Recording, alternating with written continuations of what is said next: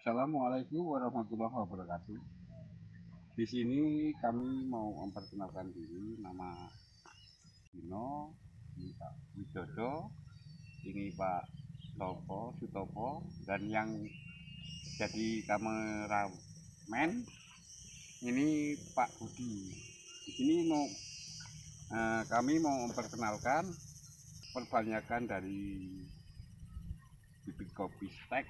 Nah, tujuannya harus kita jelaskan stek itu asalnya ini bahannya dari tunas air. Harus kita pilih. Kenapa harus kita pilih? Karena ini salah satunya untuk bibit unggulan kita. Ini di Lampung jadi bibit unggulan. Karena apa? Bibit stek ini lebih cepat pertumbuhannya, lebih cepat untuk pembungaannya. Mungkin itu ya yang harus kita siapkan. Pertama, media tanah siapkan dari 3-4 hari yang lalu. Ini 2 tanah, 1 pasir, 1 kompos. Ini ukurannya setara dengan standar apa yang harus kita sampaikan ke teman-teman peserta. Untuk alat steknya, nah ini bahan entres yang mau kita stek. Terus alatnya ada gunting, ada pisau, ada apa, mungkin itu dulu. Terus tambahan lagi ada cangkol. Cangkol tujuannya mengemburkan tanah. Terus ada gembur, kalau bahasa kami gembur, atau untuk penyiraman media tanah yang udah kita siapkan nanti. Bambu harus ada. Terus cagak-cagaknya ini harus ada untuk perlengkapnya. Mungkin tambahan dari teman-teman, monggo.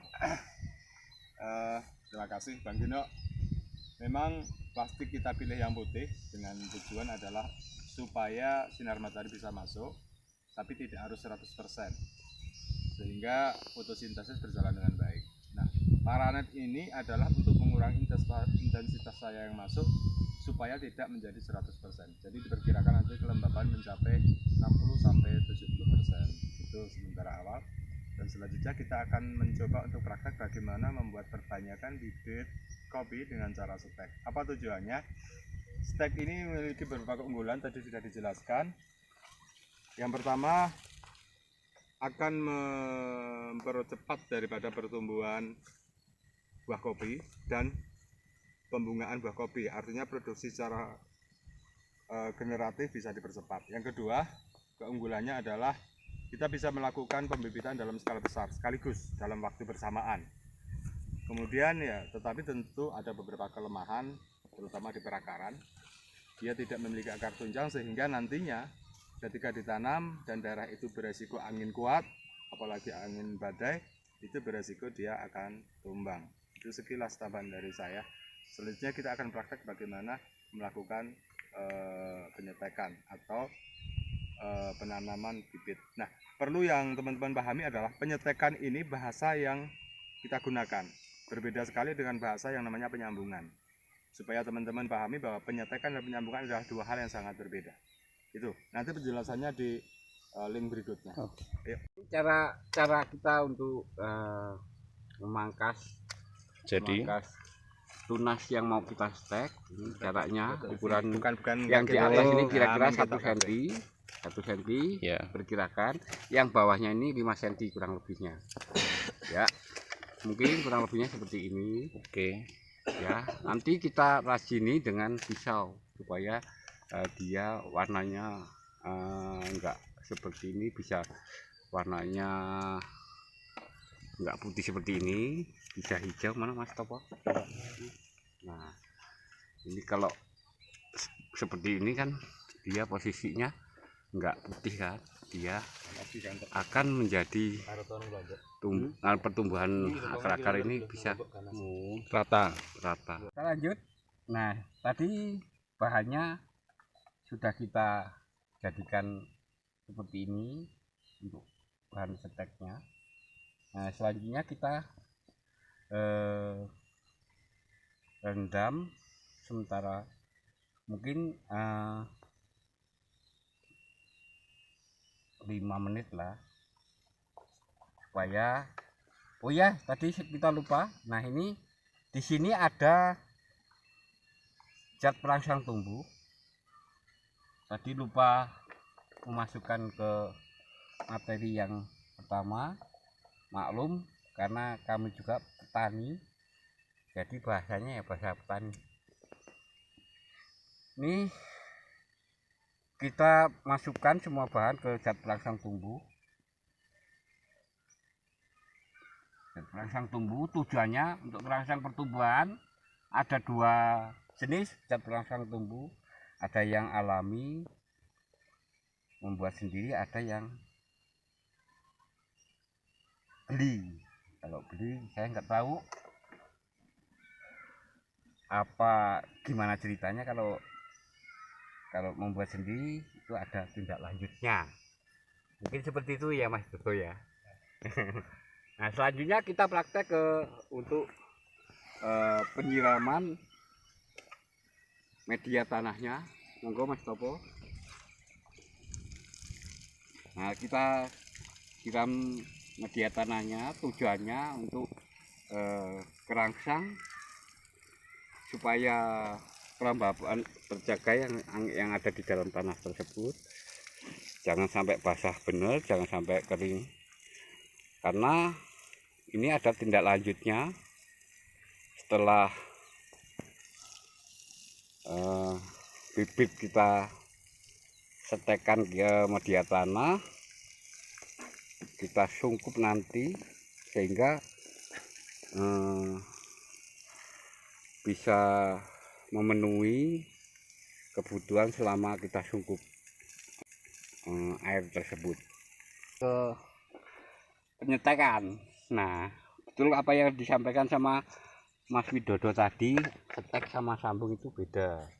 Ini media setek ini seperti ini, dan media sambung nanti yang mau kita sampaikan ke teman-teman. Nah, pertama kita harus tahu sejajar. Ini kan ukuran plastik harus kita jauhkan dari apa ya, dari permukaan plastik nanti. Jadi medianya harus kurang lebih 7 cm dari plastik tersebut. Nah, mungkin seperti ini caranya. Kenapa jarang-jarang seperti ini? Ini ada tujuannya. Dikala nanti bibit ini udah tumbuh, dia nggak akan mengganggu. Mungkin jaraknya sekitar 7 cm lah.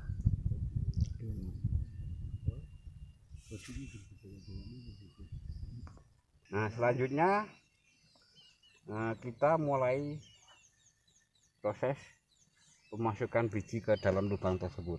Nah, seperti ini. Arahkan ke sinar matahari, mata tunas ini, tujuannya supaya dia nanti dikala dibuka enggak kaget lagi. Seperti ini.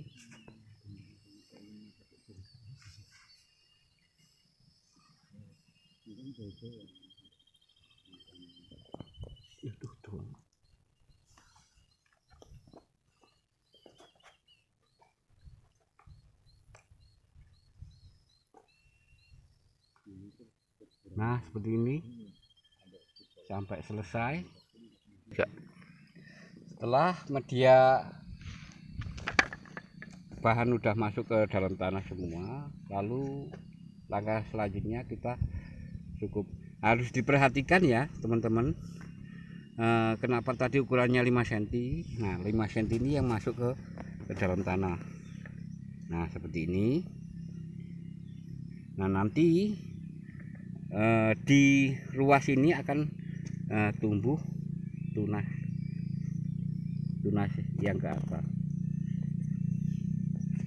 Pembasahan tanah ini harus standar benar, karena ini nggak bisa diganggu gugat dulu sebelum 21 hari ini, nggak boleh dibuka dulu, karena nanti mengganggu pertumbuhan tunas tersebut. Oke. Mungkin langsung kita tutup medianya.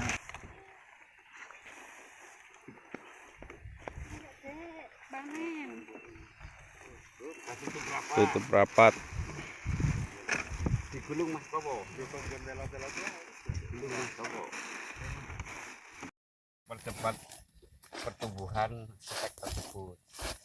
Tapi harus diketahui sama teman-teman semua ya, sungkupnya harus plastik baru, karena apa? Dia bisa tembus, bisa tujuan utama kita bisa melihat, bisa meneliti perkembangan antara hari per harinya.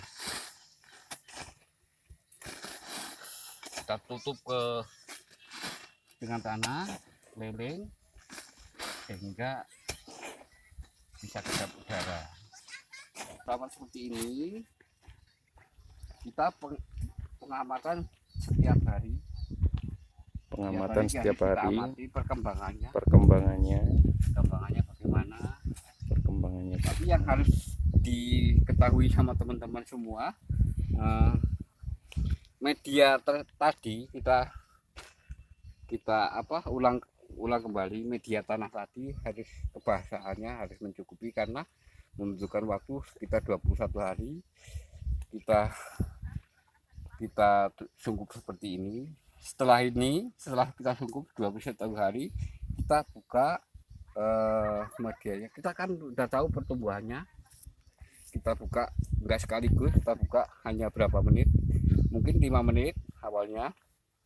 Terus minggu kedua kita buka lagi tambahan 10 menit, dan minggu selanjutnya kita buka tambahan lagi sampai setengah jam, dan minggu selanjutnya mungkin itu kita buka sampai setengah hari, harus ditutup.